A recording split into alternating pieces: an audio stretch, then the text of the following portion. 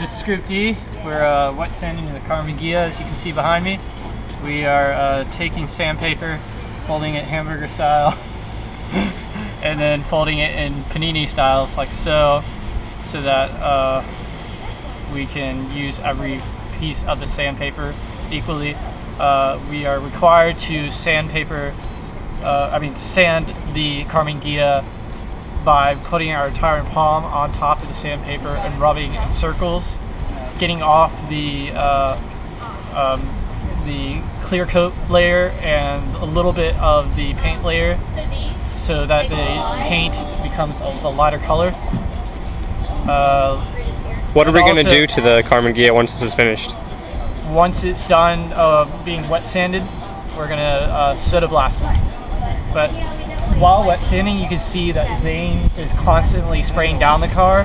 That helps get the grit and the sanded paint and clear coating off the car and keep it nice and smooth.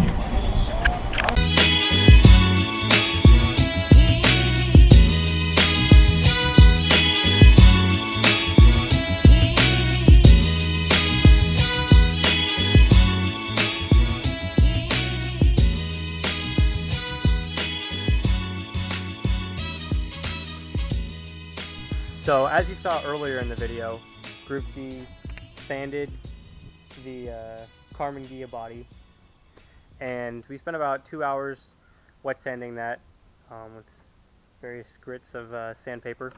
And unfortunately, all of that was pretty much pointless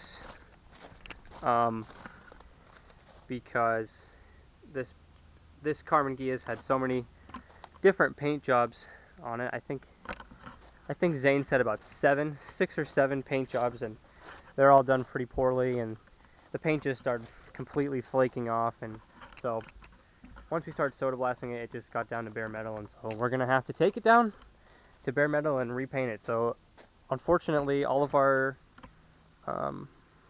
sanding was pointless, but I hope you enjoy our little photo montage that we put in the video for you guys.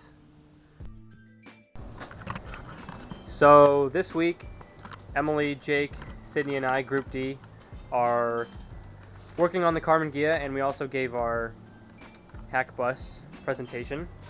But for the Ghia, we are working on taking out the old floor pans and putting in the new floor pans. So to do that, we have the first floor pan out. We cut that out, and now we're moving on to the new floor pan, and we started drilling holes about every 2 inches around the outside lip of the floor pan, and we're going to drill through these and then test fit it to the new spot on the right side of the wishbone of the Ghia. And these holes are drilled so that we can tack this floor pan in place.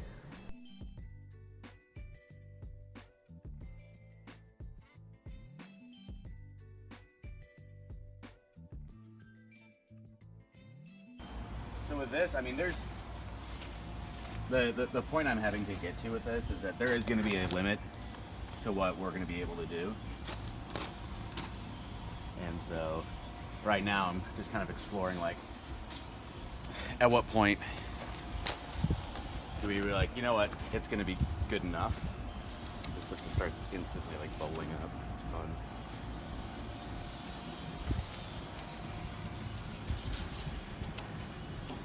Because it's never going to be perfect. I've resigned myself to that. But I want it to be good. But I also want it to be done at some point.